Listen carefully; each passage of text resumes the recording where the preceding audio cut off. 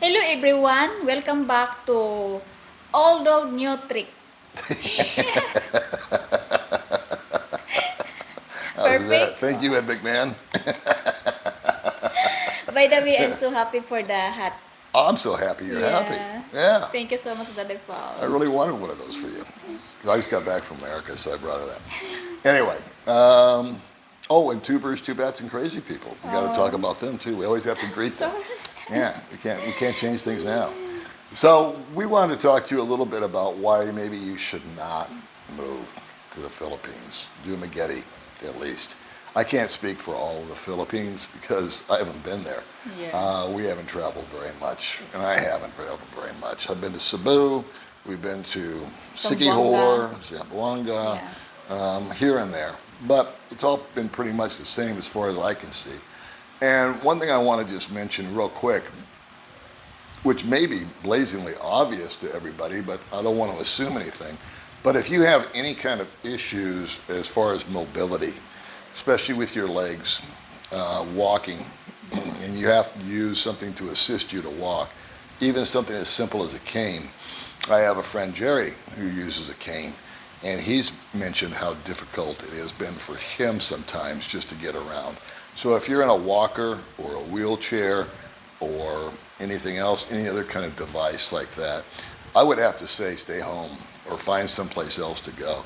At least don't come here because we do not have good sidewalks, good infrastructure, good roads. There's potholes, there's cracks, the steps are too big, Yeah. and it's really, really, I mean, I trip all the time. Even you trip, and you're pretty agile. Yeah. But there's just stuff that pokes out at you, and falling down is, I've fallen 3 or 4 times. I broke my phone one time. When I had my phone in my hand and I tripped and I fell, I put my hands out and bam, there went my phone. So it just crashed right into the steps. So that's kind of an obvious statement, but I thought it was one that was worth saying. There are a lot of inadequacies. It's a developing country. So last night at 7 o'clock, May and I were in the middle of something and we had a brownout. Yeah, brand Boom, out. no lights. So we went to sleep. and But I have been, and May has been, in the middle of something on the computer or making a video, and we just had it crash down. This is like our 15th attempt at making this video because these people keep driving by with the election Yeah. loudspeakers, and it's election month or year or whatever. Yeah, election month. And so we've had numerous interruptions trying to make this video. So, but we're still smiling. So I guess that the primary objective of this is I would ask you to do yourself a gut check on your temperament and how well will you really hold up under a developing country's conditions. It's hot. There's bad service in the restaurants. The food choices are minimal. We could go, water shortages. We mentioned brownouts. What else? Yeah. Bug bites. No water. No water. Yeah. Sometimes it rains for 3 days in a row, Yeah. where you can't get out and about if you're on a scooter like we are. And so the list goes on and on and on. So if you're one of those people that has, I don't want to use the word anal, but if you like everything to be organized and perfect and in order, this would not be the place for you because it's kind of in disorder at all times. And so there's a number of highlight reels I could review with you about things I've witnessed. So we'll go over a couple of those. I went into McDonald's one time, and for some reason, I was driving by, and McDonald's didn't have that big of an appeal to me, but this was a couple of years ago, and I was driving by a McDonald's, and all of a sudden, an Egg McMuffin. I said, wow, that sounds great. I would love an Egg McMuffin. I haven't had one, and just, one of those cravings you get. And the minute I pulled in, it was early in the morning, and I walked up, and I said, I'd like to have an Egg McMuffin or two or something like that, out of stock. And I said, really? You don't have any Egg McMuffins? And she said, no. And I said, okay, well, do you have this? No. And so finally I said, let me back up a little. What do you have? And you know what they had for breakfast was a chicken sandwich. That was it. The 8 other items like pancakes, egg McMuffin, sausage McMuffin, all of them were out of stock. And that really kind of blew my mind for a big company like McDonald's to have run out. And I thought, man, the management here must be horrible. And I just kept that all inside. And I said, well, that's okay. I'm cool. And I left. And I just drove to another McDonald's. And I thought, well, that place, that's misrun. McDonald's number 2, same story. They did not have breakfast at breakfast. And so while I was there, I got out of line, and I actually did order something like a cheeseburger or something that I just to put something on my stomach. And so I was waiting for my order, and in come a guy that looked just like me, old, ugly. But I could tell this guy was not quite as stoic as I am. And so when he went up, he made his order the same as I did. He asked for some kind of breakfast item and was told they were out of stock. And he just went sideways on the cashier. And I knew it was coming. I could just sense it on the guy. I could smell it on him. So I've seen it 100 times. And these are guys that just cannot accept the fact that they're in a place where things don't always work. And if that's your personality, then I would recommend that you just find somewhere else to go, because it's going to happen. And even at a big place like McDonald's, I've gone into McDonald's at other times and they didn't have any French fries. They had everything else, but they ran out of French fries. We'll go into a hardware store and we can't find what we're looking for. We just kind of bumble into stuff. And we've adapted and we've learned that when there's something that we use on a continual basis, like steaks. Today I spent $120 on steaks because they had them. And so I just bought them out and brought them home and froze them because it's part of my diet. Yeah. So we've learned to adapt and just grab it. And if it's not there, it's like, okay, whatever, we'll just move on and do something else. But there are guys that just cannot seem to accept that. And May and I are perpetually confused about why they even bother to stay here. Because when we meet them, what do? They yap and they moan and they complain. Yeah. They're just never happy. I got the feeling that these guys are never happy wherever they're standing. They could be standing right in the middle of America. They could be standing here in the Philippines. They could be standing in the reception line of the most beautiful event in history and find themselves unhappy about something. And so these are the guys that May and I just avoid. And there's a couple that we know that May kind of wants to tell the story about. We're not going to use any names. Yeah. But this is sort of an example. There's a couple that we know. There's 2 couples. And we were getting along fine with them, especially May with the ladies. And the guys, I could kind of tolerate them for about 10 or 15 minutes. And then May knew I was pretty much done with it, because they would just go on and on and on about what was wrong about things. And I wanted to be polite. I didn't want to start anything. I didn't want to get into a conflict, because to me it's just not worth it. I'd just as soon hear them out, say okay, and then find a way to get away from them. And to sit and just unload on me all this negativity, I just found it to be, I just tried to avoid them. And so the 2 of them, the 2 couples, all of a sudden were mad at May and I for some reason. And I think it was because of our association with another person, that we were guilty by association, just because we knew somebody. We had never done, like I said, I had never confronted them. I had never told them just to piss off, even though I wanted to. And we invited them to our party that we were having.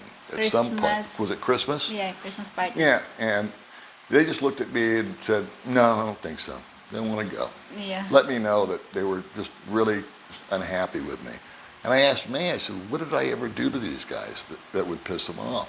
And she goes, well, I think it's because this girl I know did something that irritated one of the wives. And so I think I said it before, we were just guilty by association. And I said, well, that's good.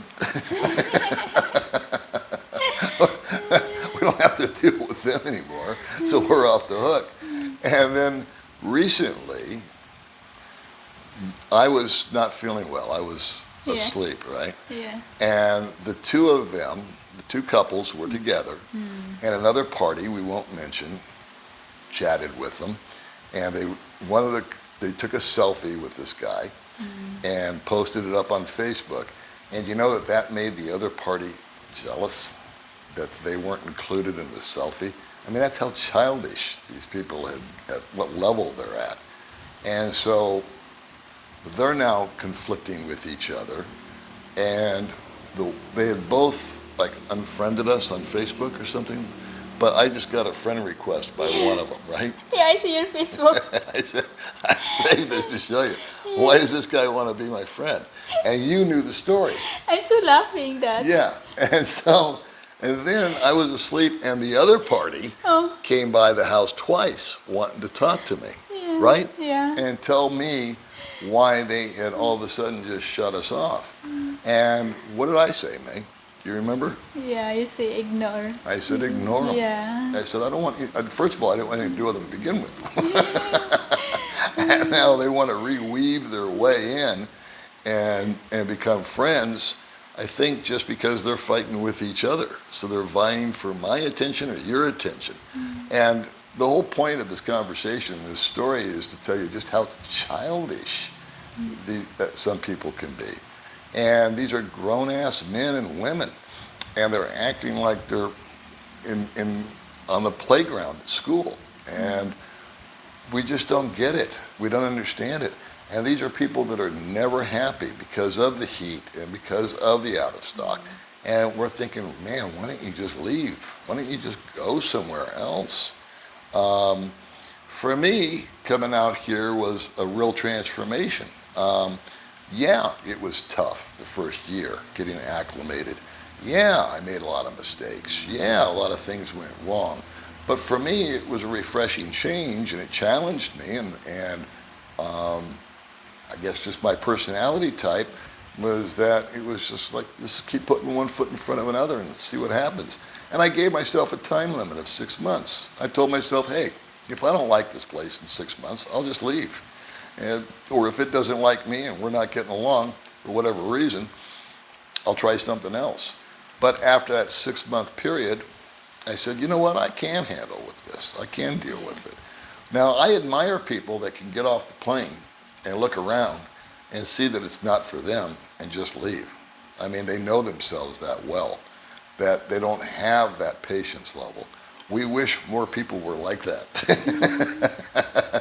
And so during the brownout, for example, I know that there were probably 85 guys just flipping out, just losing their minds because the power went out. Yeah. And it shouldn't come as any kind of surprise.